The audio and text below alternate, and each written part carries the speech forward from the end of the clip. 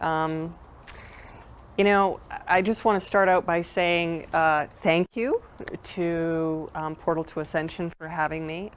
This is a really rare event. I advertise it on my Facebook and, you know, on social media as that because although I've been out in the public for 10 years, welcome.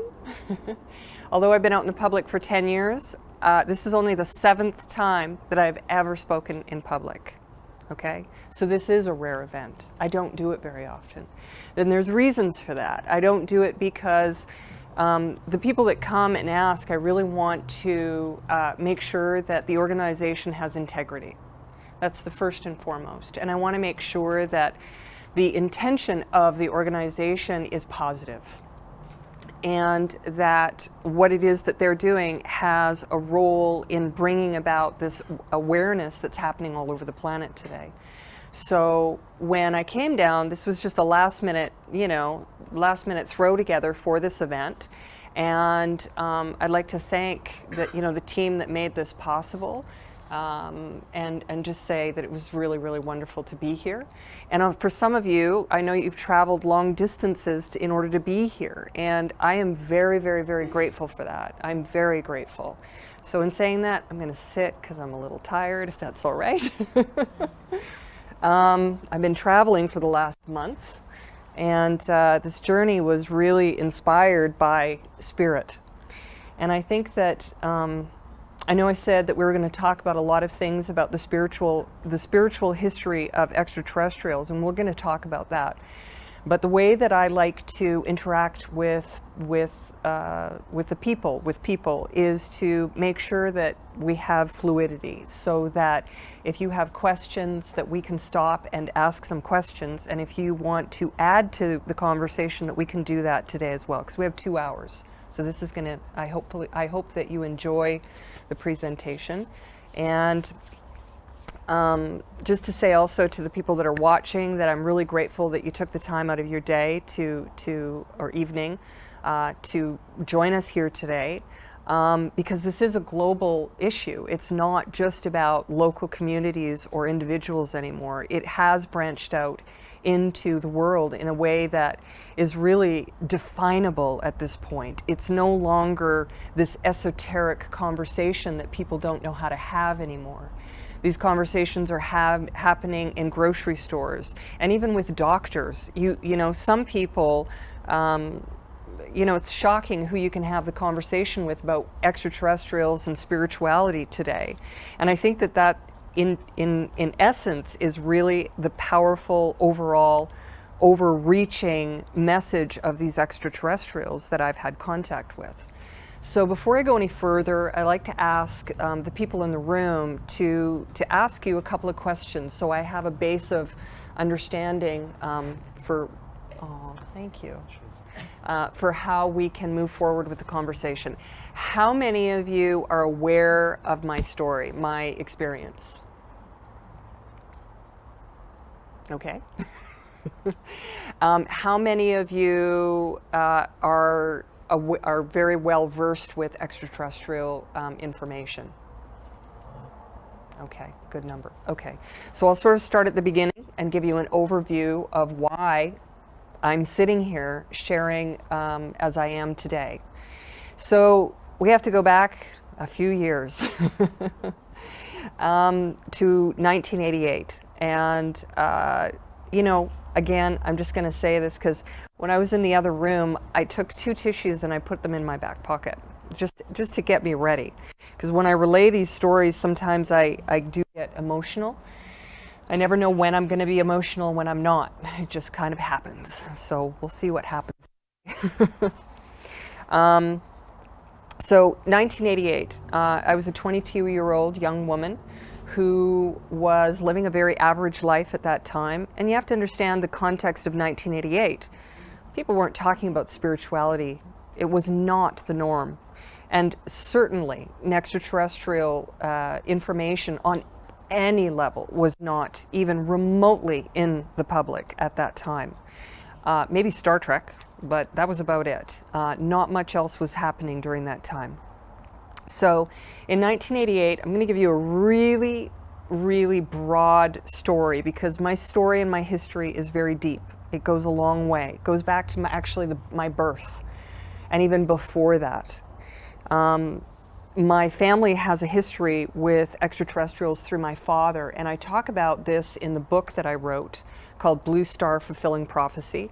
You can find that on my website, bluestarprophecy.com, and it's free to download in 4 languages. So I highly encourage that anyone that is interested in listening to the presentation today, that you go to my website and download one of those copies. It's in Spanish, English, Japanese, and Portuguese. So those are the 4 languages that are available.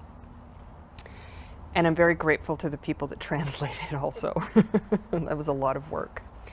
So I'm a 22-year-old woman in 1988, living a very average life. I lived in the city of Vancouver. I'd moved there from a small town in northern British Columbia.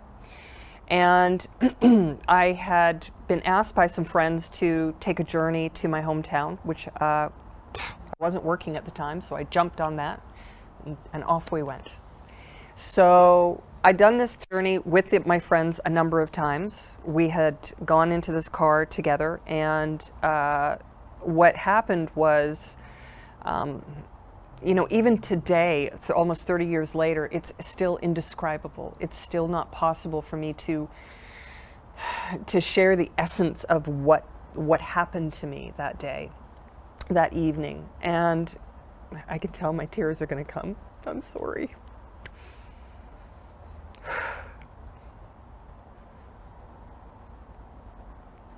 I'm also emotional because there's a lot of things that are happening spiritually right now that are really powerful for me on this journey. And I really feel the culmination of those 30 years right now. Don't worry, I won't cry through the whole thing. Just parts. So,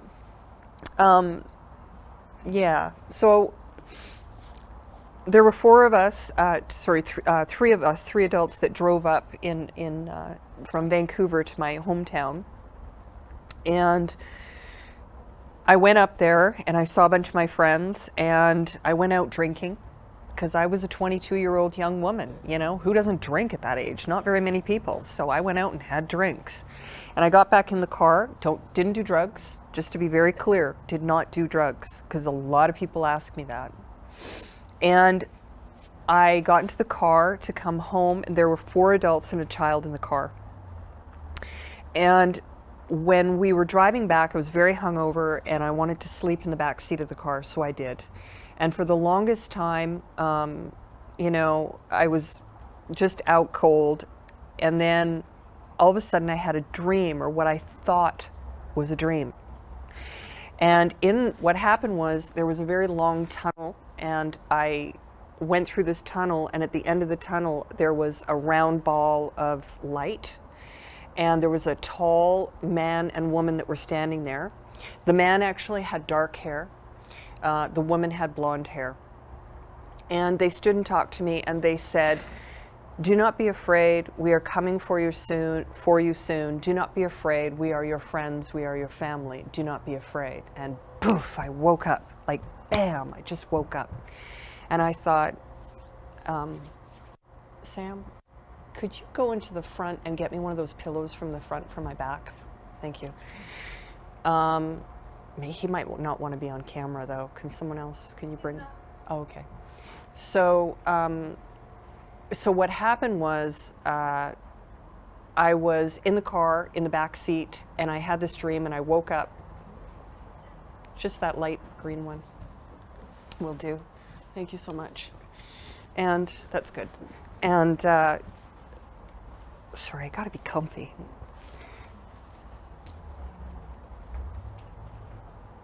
The people that were driving in the front, we switched drivers. So I went into the front seat of the car, and the passenger and another woman took over driving. And shortly after we started driving, it was just past midnight, or somewhere close to there, and it was very dark out. We're in Canada. Canada can be very remote, especially when you're talking about being in northern parts of Canada, which means that there's longer stretches of road where there's absolutely nothing. There's just forest, forest, forest.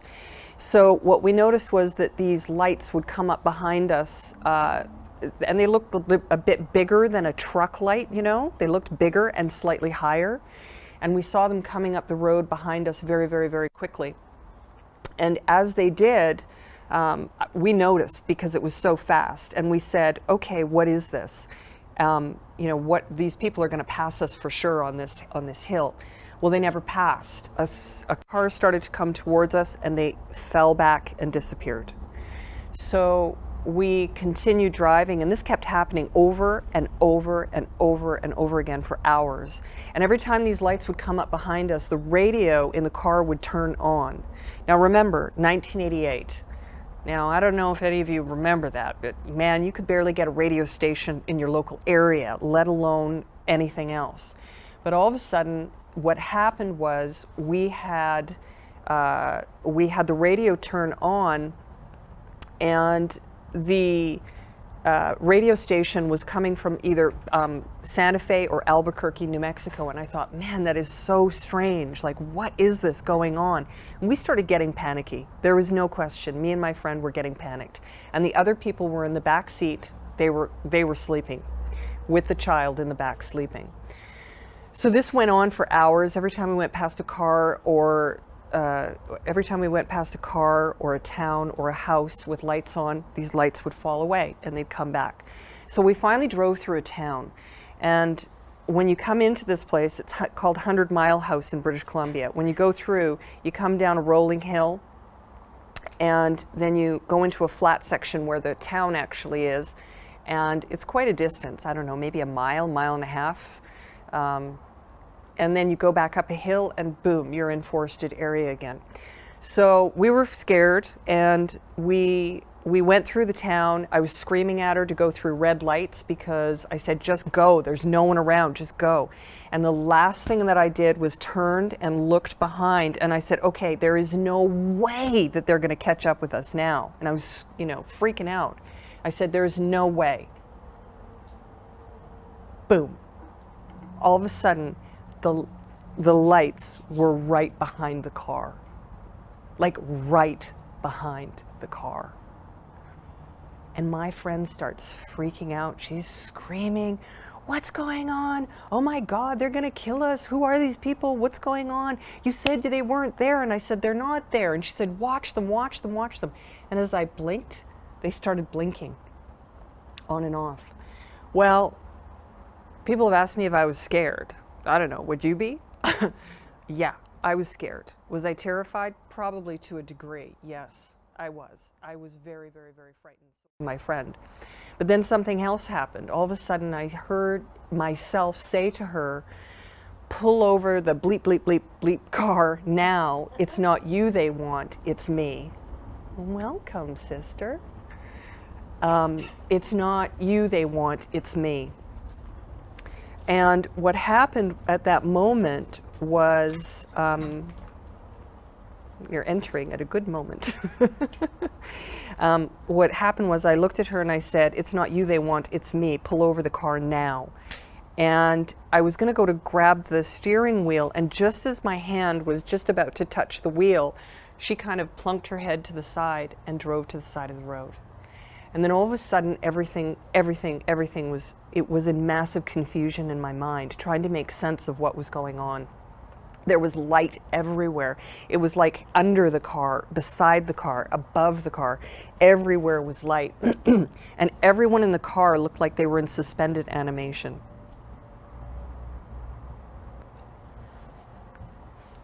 This moment was the moment that changed my life forever. It set me on the path. It told me, and it has guided every single waking breath and every sleeping moment of my life since then. And yes, it's difficult, it's challenging, but I make this point. People that talk about this, if they're not talking about the reality of it, and they're talking about nothing but love and light, and they're talking about nothing that is emotional, then they're not being truthful. Because this was an experience that is powerful. And it should be powerful, because I had an experience that I know happened and I know was real. Welcome. So what ended up happening was my friends were all asleep in the car, or something. And all of a sudden I heard a voice in my head saying, "Get out of the car. Do not be afraid. Get out of the car. We will not harm you. Get out of the car." So I watched my hand reach over to the door handle, and I stepped out. All of a sudden I looked in front of me, and in front of the car I saw a small UFO. It was all in mist. It was misty, as if, like just light and mist. And out of that mist came these little beings that were they came up to about here on me. And they were very bulbous heads and smooth skin all over. I don't remember if they were wearing a suit of any kind. People often ask me that. But I do remember that they took me by my hand. And when they did, it felt like a really cold soda can that was taken from the fridge. And they led me down the road. And these two balls of light were still sitting at the back of the car this whole time. They led me down the road and up an embankment. And when I went up the embankment, I saw a huge craft. It was about 50 feet across. And a door was open to this craft. And when the door was open, I looked and I saw these tall, blonde-haired, blue-eyed extraterrestrials. And what went through my mind was confusing again. Because I said in my mind, what are you doing here? Why won't you leave me alone? And I thought, why won't you leave me alone? What do you mean? Like, that implied that I'd seen them before. So none of this made sense to me. My brain was fighting itself. So the next thing that happened was I was taken on board. The little ones that had taken me there went back, and I went on board with the craft with these beings. Through a set of series of details that are in the book, and the reason I push and say, please take time to read this very short, powerful book, is because there's a lot of details that I cannot share with you if I want to share other information, and it's worth the read. So I go onto the craft, and I figured out that I was there for 3 hours. And during that time, I do remember very vividly being put into a chair, almost like this, almost in this, like this high, you know, and then it was slightly tilted back. And then up in front of me was like a holographic screen almost, and these two beings standing on either side of me. And all I saw were images on the screen.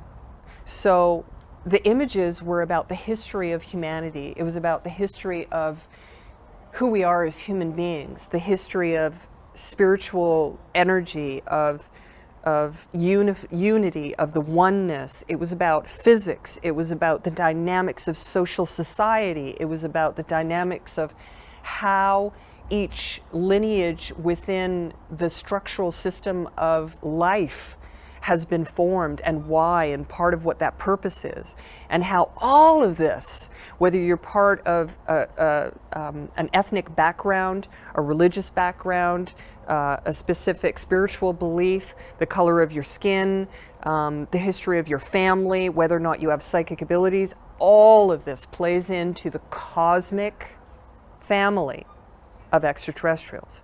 So this is very powerful knowledge to have, to understand that first and foremost, we are not alone. First and foremost, we are not alone. And that our actions do have an they have an implication,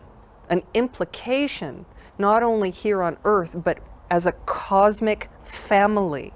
Cosmic. We have to stop thinking that we are only one person in one community, in one country, in one Earth. We have to start thinking cosmically, globally, and then cosmically, because we have a great responsibility with each other to take care of each other and grow and expedite this spiritual awakening. So let's go back to when I'm on the craft with the beings. I'm on the UFO, and again, my brain is going on overdrive. What is happening in front of me? I don't even have time to think about this. Welcome. Take your time. We have people, you know, these images on this screen that are up in front of me, on this what looked like a holographic screen, were very powerful. Some of them were frightening, some of them were fascinating, some of them were enlightening. But I will say this, the people that are, even watching a live stream, or any of you go to YouTube and watch something, or television or Netflix, and you turn something on and you watch a movie, for example, what happens? Well, you're watching information in front of you. And yes, you can have a, quote, emotional response from that. But the one thing that you don't gain from that is the experience of it. Okay? So I use an example of rock climbing. I think I used rock climbing in my book, where someone who's been rock climbing their entire life speaks to another person who's never been rock climbing in their entire life. And they've had conversation for 30 years, let's say. Does that mean that this person has had that experience? No. Well, let me tell you, every single thing, and this is the part that makes me get emotional, because every single thing that they showed me on there, they placed that experience in me. I had thousands and thousands of experiences in that 3 hours. I had the experiences of humanity as a whole. I had the experience of the cosmos as a center. That's what makes me emotional. And I've never said that before, but that is what makes me emotional. And I hope that my being emotional isn't going to throw anyone off the talk. But that's why it's hard for me to express the importance of this history that we have with them and how far back it goes, because when we look at ourselves, we tend to, especially up until just recently, we tend to see ourselves as individuals, and we are only now just starting to come up and see the sunlight and be able to understand that we are part of this cosmic family. When I was with them, they showed me this incredible history of the planet, okay, and of the creation of the soul, and how our souls were actually created. Now, at the same time, they could only take me so far into that understanding because it interrelates with our brain and how our brain functions between our body, our spirit, and our cosmic self. It's so vast. So they talked about the history of the planet and how these beings, now to be clear, a lot of people talk about extraterrestrials, so let's give that some clarity before we go to the next part about the history of the planet. Extraterrestrials, what comes into your mind? Well, I don't know, greys, reptilians, I mean, there's so many of them, the blue avians and the this and the that and the, there's so many that people talk about. But let's bring it back down, down, down, down, down to simplicity again. Let's bring it down to the simplicity. What's the point of any of it? I'm not interested in any of these extraterrestrials if they're not giving us or sharing something. There's no point to that information. It's not affecting us. It's not enlightening us and allowing us to move forward with our spiritual awareness and awakening and expansion. Now, the beings that I was on this craft with are what I call the tall blondes. And the other name that I give, which I actually prefer, is called the Great Ancestors. That's what I prefer to call them, is the Great Ancestors. Because the Great Ancestors had a hand in the creation of this planet, in the creation of life here, and in the creation of humanity itself. But to be clear, they are not God, and they are not our gods, and they are not controlling us. But because after they showed me all of this information about how we were formed, I said to them, "Are you God?" I mean, who wouldn't ask that question? Are you God? And they said, "No, we are not God. And then they said, we seek to know God as you seek to know God.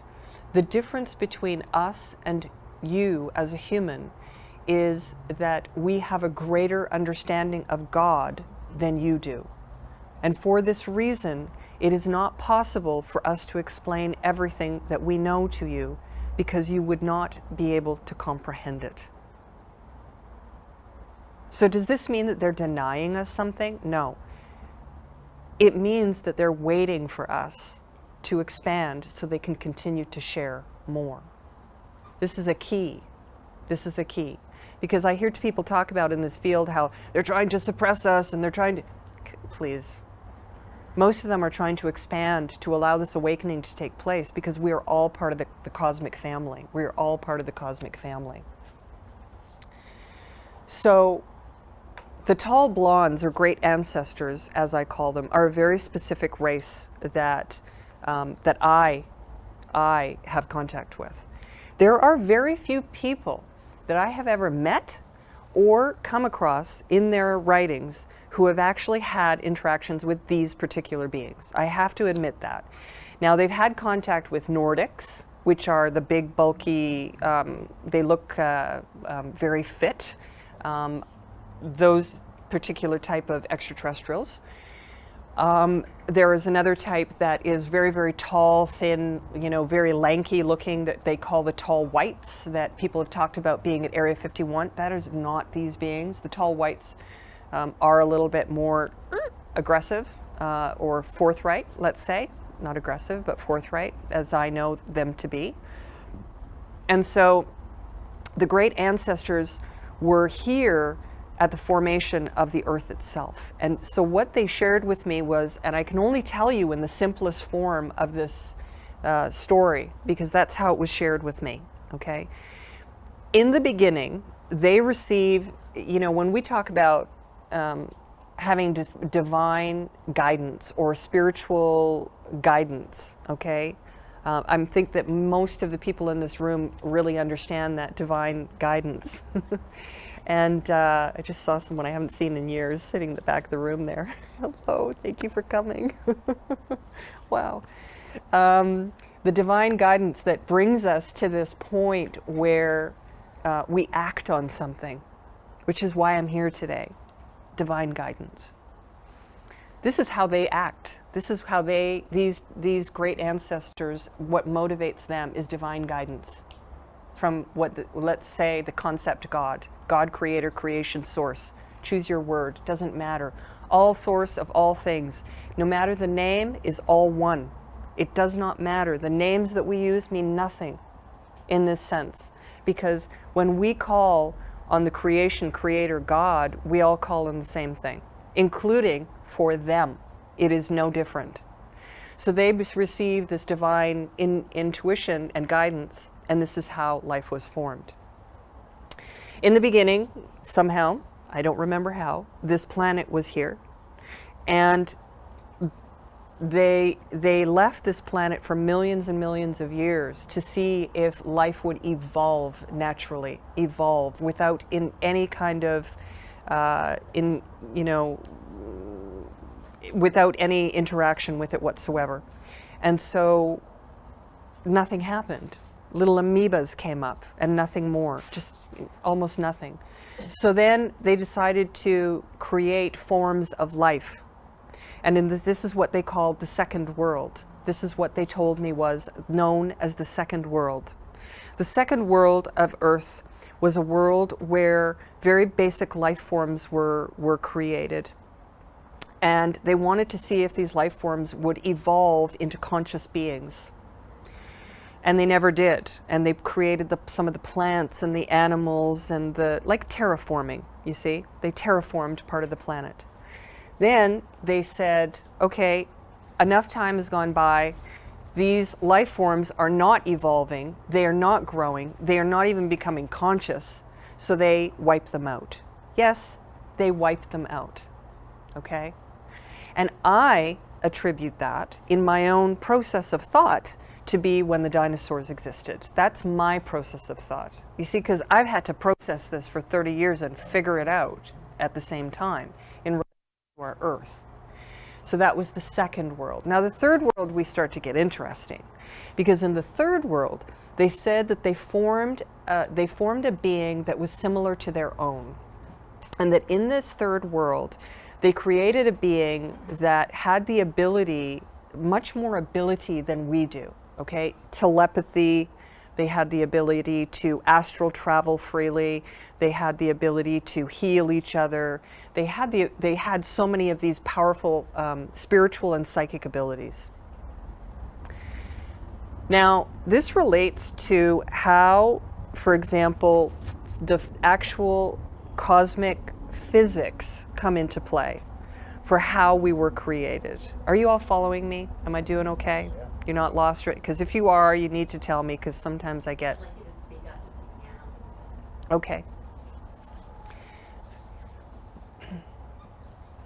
So in the third world, is that better? Okay. Well, okay, I've got to really project my voice. Whoa. In the third world, it feels like I'm yelling, but if you can hear me, that's okay.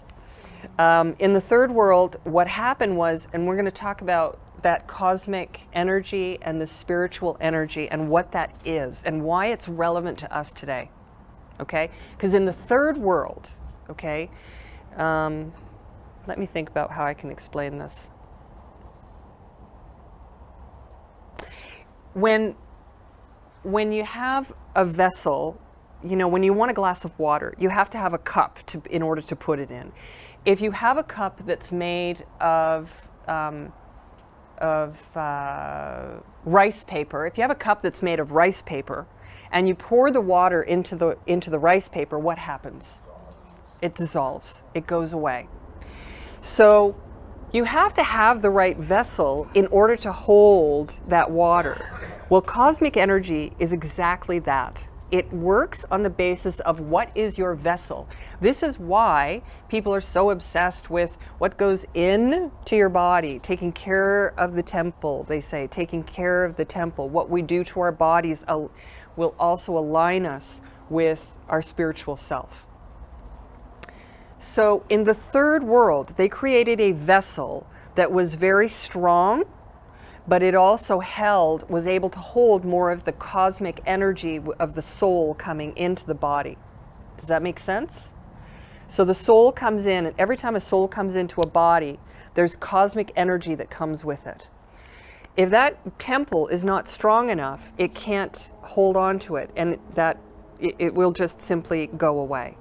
So in the third world, the temples, the beings, the bodies that were created were able to hold a lot more energy taken from the cosmos as the soul. You were allowed to scoop up more energy, more information, more knowledge, more power, more everything, and bring it with you into this world.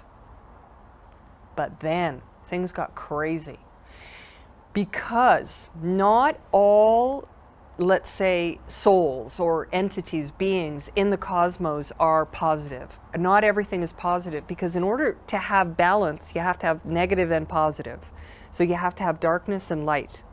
So what happened was some of these darker energies started to come into the planet and incarnate. And when they did, they also had the power.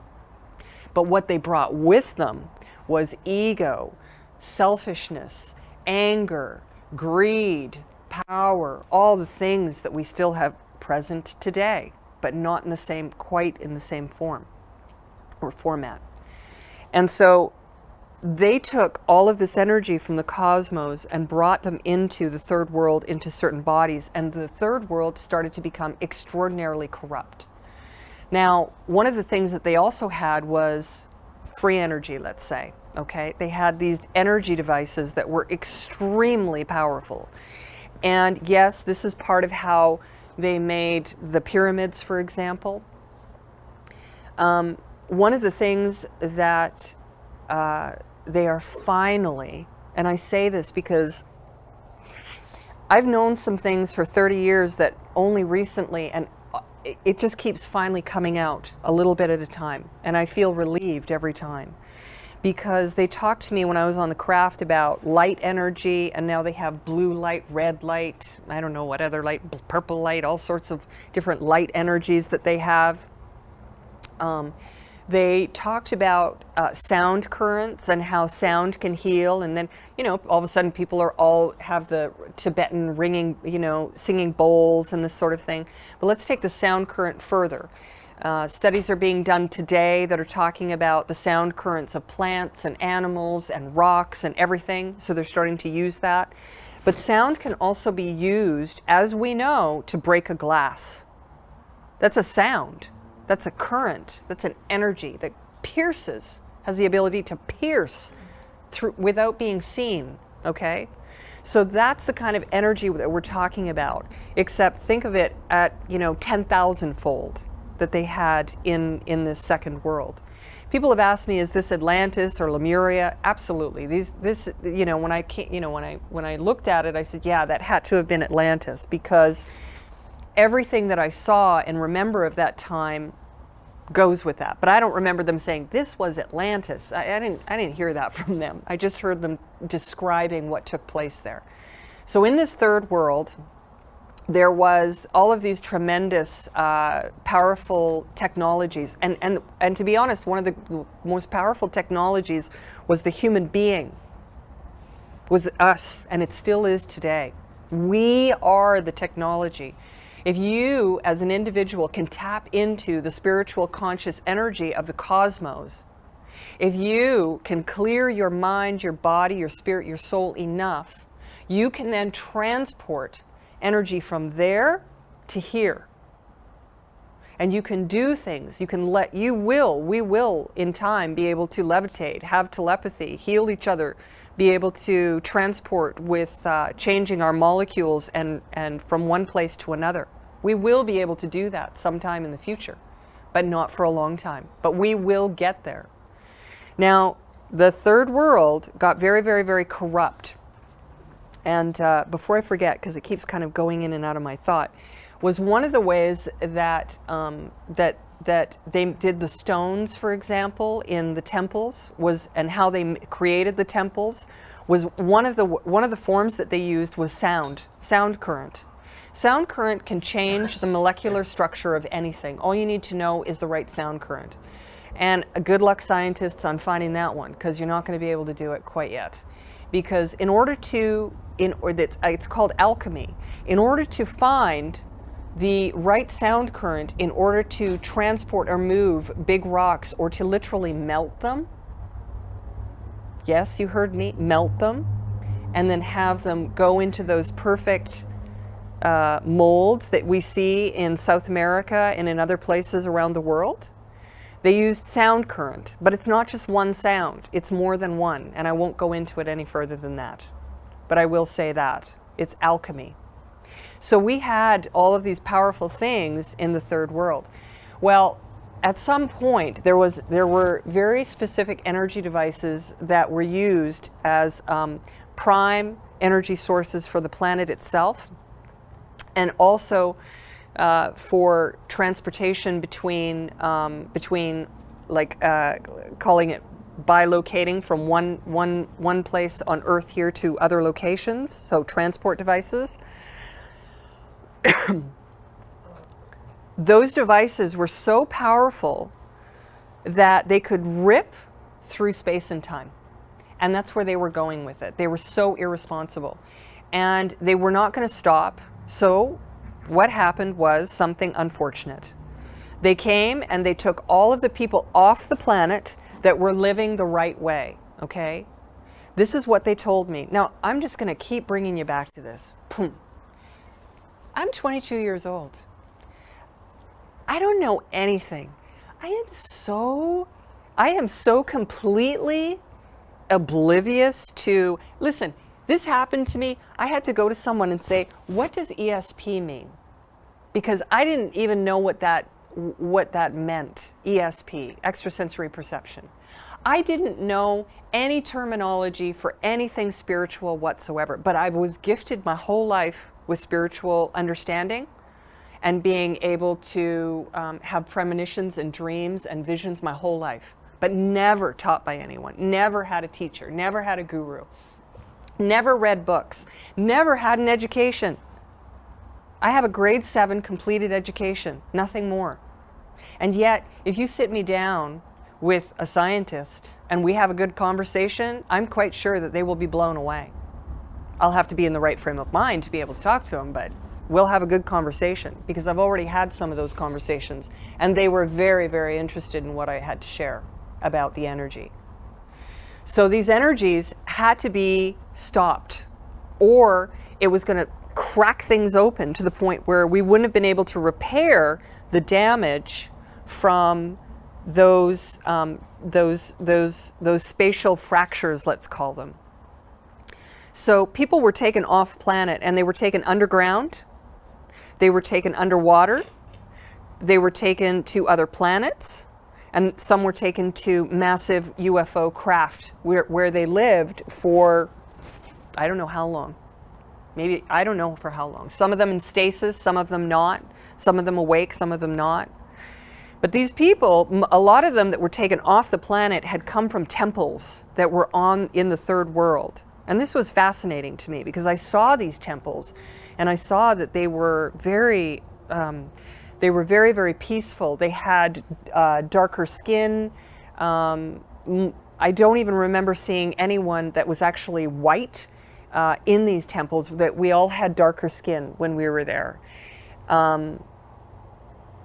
So we were taken off planet, took them off, protected them because, remember the vessel I talked about?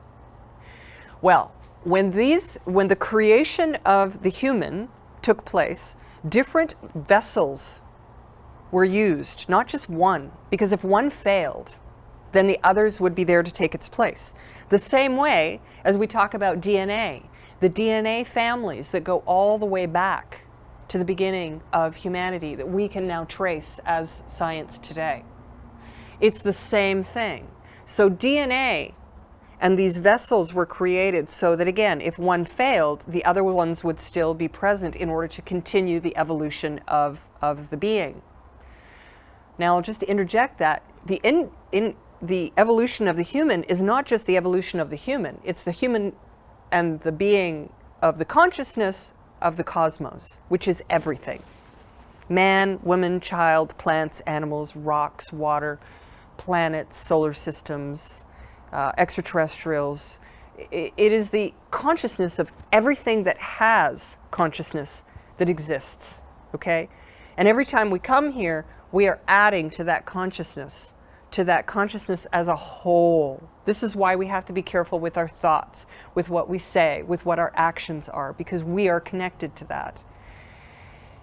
So, in the third world, after all of these beings that were not corrupt and were living in the correct way were taken off planet, things were wiped out and wiped clean again. And then a period of time of evolution was left to cleanse the planet, and then these beings were brought back. Now here's where, for me, it gets interesting, if it didn't already. So this is where, for me, it gets interesting, because this is where they started to talk to me about who were these beings, these people that were taken from the third world and brought into this, what they told me was the fourth world. And what I understood was that they were the indigenous people of this planet. And this is why the indigenous people of the planet are absolutely dedicated, 100% dedicated to protecting our planet, our water, our resources, our earth, humanity itself. This is why the DNA inside of them has already been there to have more of a cosmic understanding. You following me? So the vessels that they have allows for more of this energy to come through. So there's an inherent, natural, normal, everyday life knowledge that indigenous people of the world walk with. And that's why whenever we meet an indigenous lineage person, we can sense something about them that's slightly different. And it's that their lineage goes back, not this world, but the world before that. So again, very, very, very interesting. So the indigenous people of the earth, for me, are one of the most important groups of people on the planet today, because they hold very important truths of our true history, our true nature, our true spiritual selves. This is what they carry. They do not walk around talking about, oh yeah, you know, give me a handout. They're talking about the protection of water, the protection of life. They're talking about a history that goes back that further than most of all of this particular world even remembers. So this is why the knowledge of these other worlds has also been let me see how I can word this. Indigenous knowledge, language, and ceremonies have been systematically, and let me say system, yes, they put a system in place to systematically take away their belief systems, their ceremonies, their way of life, their language, because the language has power, because the ceremonies have power, because their history has power, because their DNA has power. And again, remember what happened in the third world? These beings came and started to mess with us, and they started to make them, do things that were not good. Same thing's happening in this world. So there's different lineages. Think cosmically, okay? Think cosmic lineages that are good and not so good. Think cosmic energy that's positive and negative. Think about the ability of being it strong or weak, and then it's all present through us. Think about that.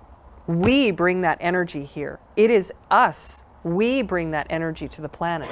So that's why the history, this particular history, is so important for us to understand. In ufology, I remember that, it's been almost 30 years. I mean, so close. It's going on my 30th year, and I'm still in shock and still trying to figure it all out. Still trying to put the pieces together, because I don't think that will ever end. It's always going to be present. But what I've noticed is that the awareness that we have about the importance of these traditional people is rising. It is coming to life. And we need to be very cautious about how we choose to express our desire and our passion and our yearning for their knowledge. We have to be careful about how we express it and how we take it in. Because a lot of people also think that they can go and study from a shaman or from an indigenous person, and they do it for, a year or 2 years, and then they come back out and they start teaching.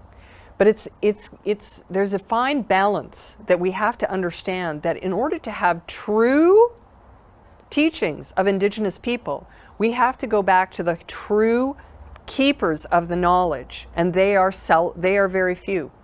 They're becoming fewer every day. And this is why it's important to support indigenous communities. And this is one of my great passions, is to give support to indigenous communities so that we hold on to that lineage, so that we hold on to that energy, and so that we hold on to what's nature and what's natural and in balance with our world and our true history. Because people talk about disclosure all the time. What is disclosure? Is disclosure when a president or a prime minister of a country stands up and says, hey, guess what? There's extraterrestrials. Huh, really?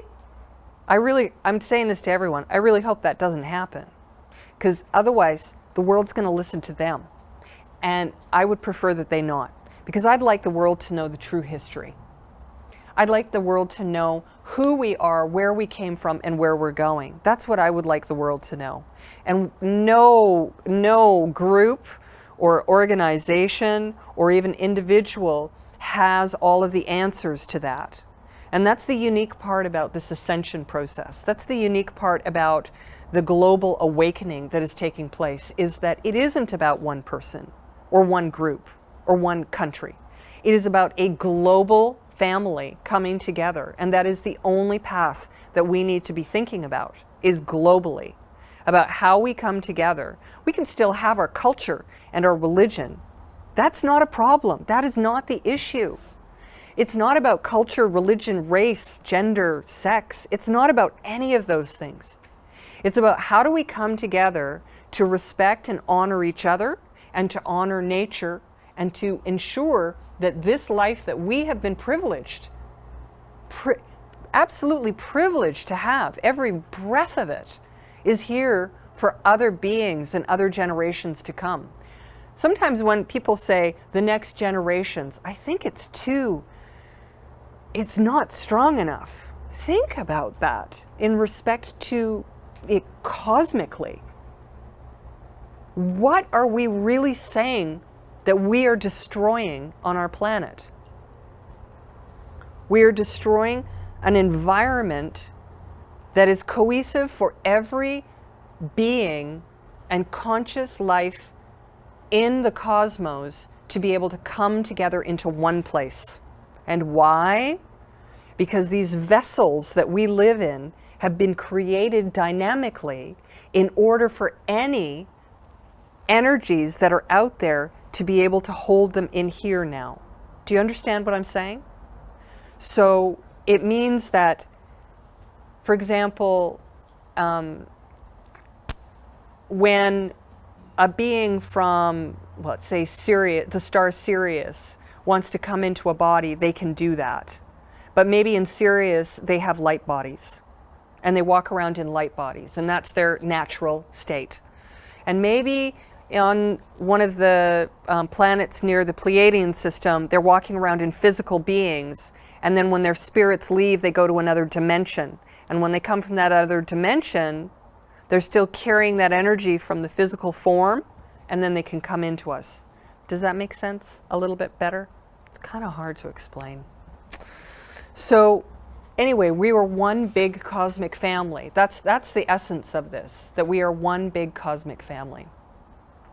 So in the third world, everything was cleansed, and then all of these indigenous people and a few others were brought back to the planet.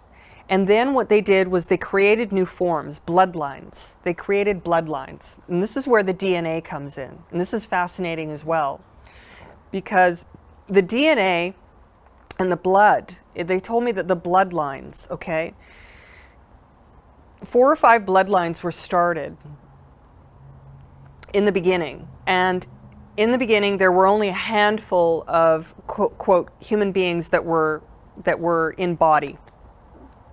And then they had children and children and children.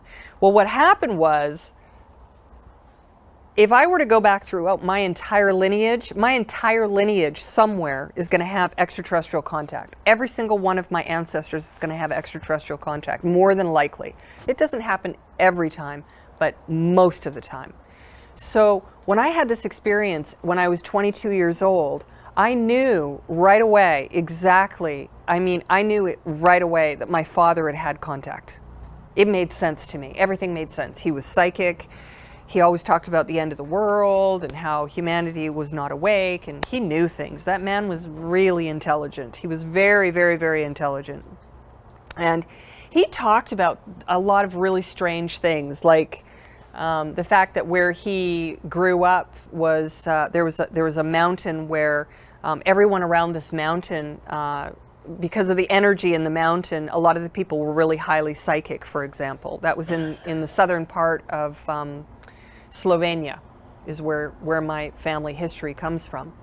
So what happened with this knowledge about these bloodlines is that, for example, if a couple had 3 children, then the extraterrestrials, if that lineage has been chosen, that family has been chosen, they would take one of the children and probably abduct them, take them. And it's not for experimentation, it's to check to see, to make sure how the body is integrating with that cosmic energy. How's that cosmic energy holding up? What are we doing to it? Is it holding up or is it falling apart? Is it the rice paper or is it the clay? Which one is it? And also, are the signals, the cosmic signals, going through the brain properly? Are they functioning properly? Are they smooth? Are they getting stuck? Are they able to advance? What's happening? Are the bodies functioning with the cosmic energy in relation to our environment, with it coming into contact with other human beings and how we interact with them? There's all these things that are going on with, quote, abduction, when people talk about that. So people have in this field talked about the fact that people are having eggs and semen taking from them in order to create hybrid children. Okay, yes, that's part of what's going on, but that's a broader and bigger picture as well, and one that I don't have. I mean, it's difficult to think about, yeah, as a human being, absolutely, but from my perspective, in understanding this and how it all works and fits together, I don't have an issue with it because I understand what's going on a cosmic scale.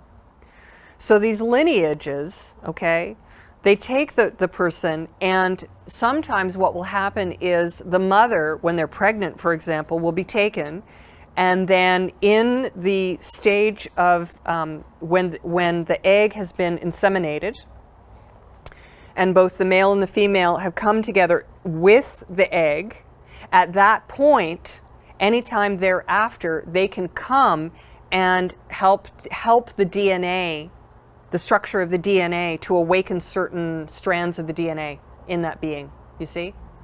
So once certain structures of DNA, parts of it, have been activated, what happens is that it relates directly back to something very interesting called the brain.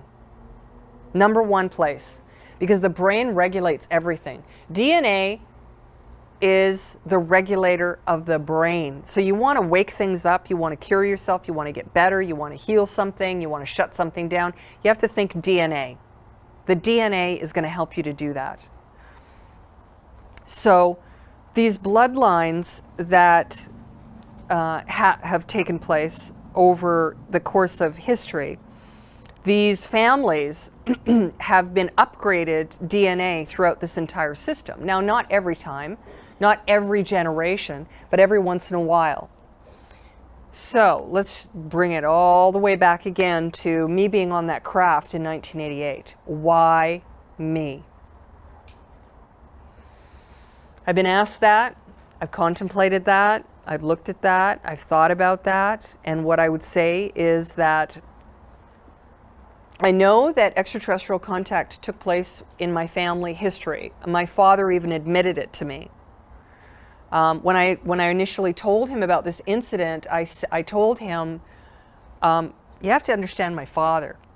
He was a rough guy. Okay, he had a lot of issues. You know, he grew up during the war in Europe. He was fighting, killing people when he was 14 years old, and he was scarred from that. So he was tough. That's why I left home when I was very, very young. And he never listened to me a day in my life. But that day, he listened to me. And I sat him down and I said, I have something to tell you. I need you to listen to me and not say a single word until I tell you it's okay to talk to me. I said, don't tell me anything. Don't say a word until I say it's okay. So he said, all right. And he knew something was up. So I relayed the UFO following us and all this on. It was about 2 years later approximately that I told him about it. And he didn't say a word at the end. And I said, what are you, aren't you going to say something? And he looked at me and he was just dead face and he said, you haven't said I could speak. And I thought, oh my God.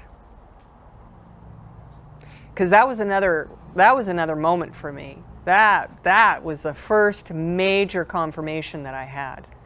That was one of the big ones for me. And I said, oh my God, this is real. This is real. And then the next thing he said was those beep, beep, beep, beeps.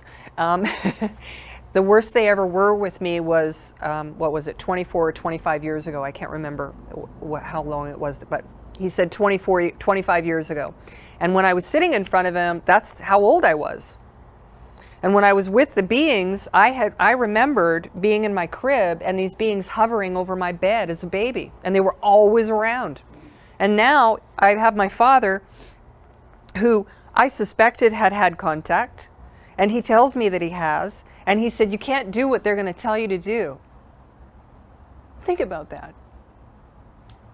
You can't do what they tell you to do. And you know why? Because he said to me, it will destroy your life. No one will ever look at you with respect again. You will be nothing but ridiculed, and people will hate you, and they will do anything that they can to destroy you. And guess what? That's true. It has been a rough ride. It has not been easy. And, you know, I appreciate that at the beginning of this, Neil shared how I inspired him, because that's what keeps me going, is that people have come to me and shared those experiences back with me and said, you've helped me to gain an understanding of who I am. And that makes it worth it. That makes it worth it to me. And that's why I'm here today, to share, you know, a little tiny piece of this with you. So even though we're talking about this wild cosmic experience that is interconnected with everything of who and what we are, it still comes back down to being a human being and an individual and a little tiny speck of who we are. And bringing it back to the simplicity of our emotional state in who we are. And so when looking at it from my father's point of view, you know, he'd been given the same message, all these same messages. And another great motivation for me was that these beings showed me these possible futures when I was on the craft with them.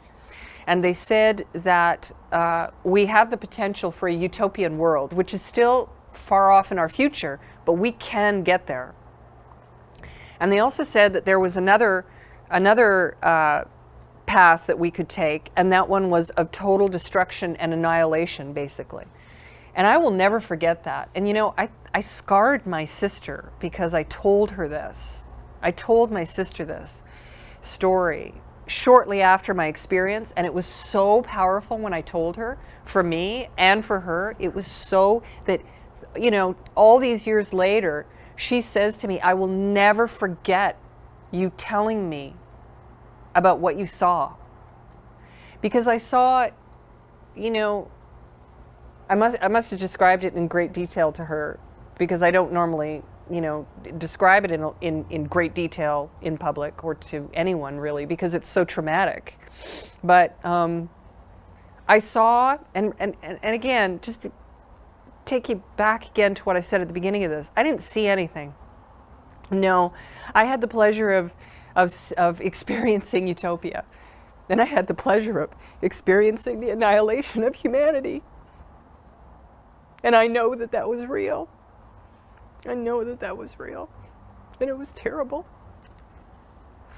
And I don't want that. I don't want that for us. I want us to expand and to grow. I think if I live another 40 years, I'll still be crying about this. But I know that that was real. You know, I had an experience that I'm going to share with you just to give some context to this, okay? About parts of why I know that this happened to me and this was real. So I'm going to give you snippets of things that have happened in my life and that I've experienced. And I just need to ask someone how much time we have. Oh God, we have 45 minutes. See how fast it goes? Okay. Many years ago, I was in Colombia, in the mountains in Colombia, and I was there visiting the Indigenous people. And for about 3 days, every time I was walking around, I felt like I was going to fall over. I'd just be walking, you know, and then it felt like I was going like this. And it literally feels like I'm moving this way. So I'd usually just hang on to something, because that means that's one of the signs for me that there's an earthquake coming. So I'm in Colombia and I'm in the mountains, and this had been happening for 3 days, and I'm like, man, the earth is moving. And people are like, the earth's moving, ha ha ha ha. And I'm like, whatever. So it just kept happening. And then finally, I'm in the mountains, I'm standing with a group of about 5 people, and all of a sudden, I just get hit from this huge wave, and I literally go down almost onto my knees, and I grab the arm of the person beside me, because I literally went down like almost right onto the ground. And I couldn't breathe. I could not breathe.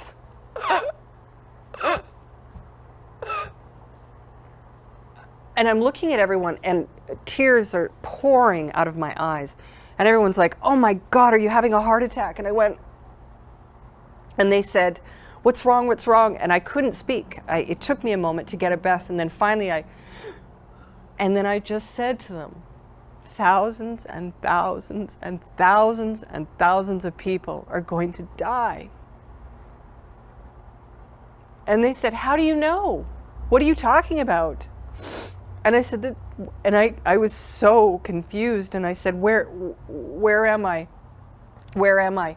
I'm, and I had to like touch the earth, and I said, I'm in Colombia. I'm in Colombia. I said, there's a country, in a country, what countries are beside Colombia? I said, there's a country beside Colombia. Thousands and thousands and thousands of people are going to die. And that was Haiti. And it happened a few days later. So I saw that. I saw the beams cracking and the dust in the air. And I saw the light, and I heard the people screaming, and I felt the breath being taken out of people, and I saw the rising of all of these spirits into the air. It was powerful.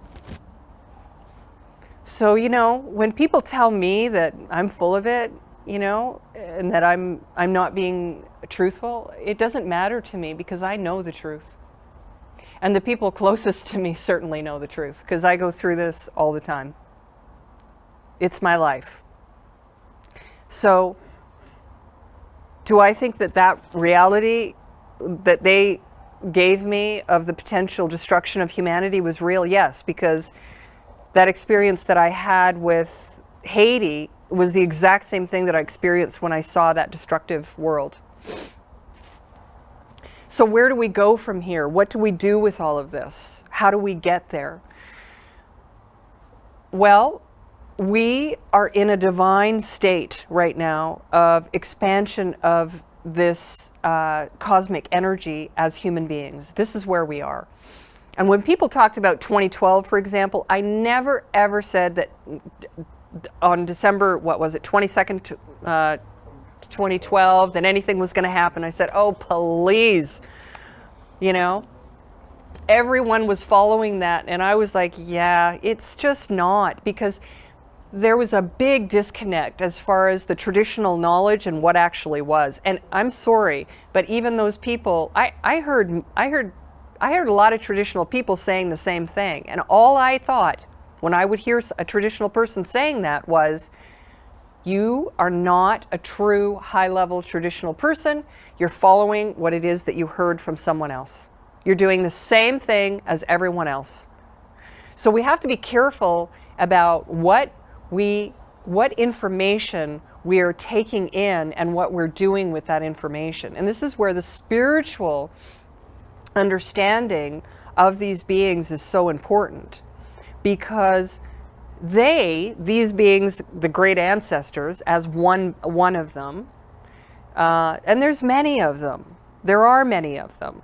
But I also think that some of the information out there is just made up, you know, as my mother used to say, hullabaloo, that it's not real, that it actually is fantasy being made up. And Neil and I had a great conversation over dinner, and he said, you know, I want information that you can use, and Steve as well, looking for information that we can utilize in our lives. What do we do with knowing about extraterrestrials? Well, First of all, extraterrestrial knowledge is about knowledge of all things. It is not about one thing. If you choose to learn about one culture or one belief system or one religion or one group or one community or one country, then that's all you're learning. But if you go to extraterrestrial knowledge, even in the ancient cultures like Hinduism and Buddhism, even in these ancient religions and belief systems, you're still learning one aspect. Whereas if you go and you actually are able to filter through all of the gunk that's out there about ufology, and you look at the spiritual understanding of how that all connects together, right? And probably someone's going to say that's an Illuminati sign or something. There you go. Again, not interested. Doesn't matter to me. But when we put that together cosmically, because that's mind, body, and spirit. That's what that is. That's mind, body, and spirit. To me, anyway.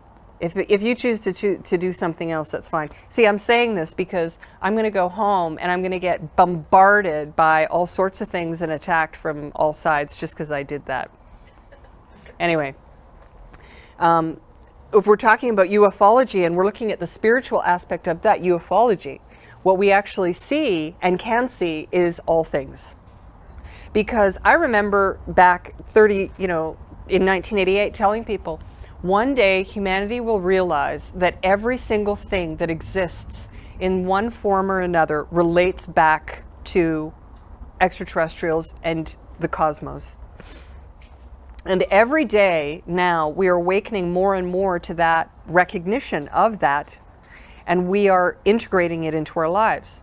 So how, if you want to have this in your life, if you want to have expansion, because I have to tell you that, for me, I've never been normal. I mean, even as a kid, I was always considered strange and different and weird and scared people, when I was, everybody, raise your hands. You were abducted by grays? No. When you talk about a gray, I would ask you to define what you're asking me. Because you can't do that. Describe the abductors. Oh, you walked in oh, sorry. Okay, I thought, oh, okay. I was taken by tall, blonde-haired, blue-eyed extraterrestrials that are about 7 feet tall, and they have huge blue eyes, really long face, sunken cheeks. They wear robes. That's who I was taken by. And they had helpers that were about this tall that had round black eyes, not oval black eyes, and very, very smooth. I don't know if they had skin, but it was smooth. It wasn't wrinkled. Not at all. Not in any way, shape, or form. No. But they had the big bulbous heads, and they were the ones that helped me to get to the craft when I walked onto the craft. So, okay, so where were we? Strange kid. Yeah, I'm a strange kid. Yeah, strange kid. So here's the thing, is that the energy that human beings exist with in a daily basis, we share that everywhere we go with every single thing that we do. And I explain it like everywhere we walk, we're leaving droplets of energy. And everywhere we go, we leave that. That is what's raising the consciousness of the planet.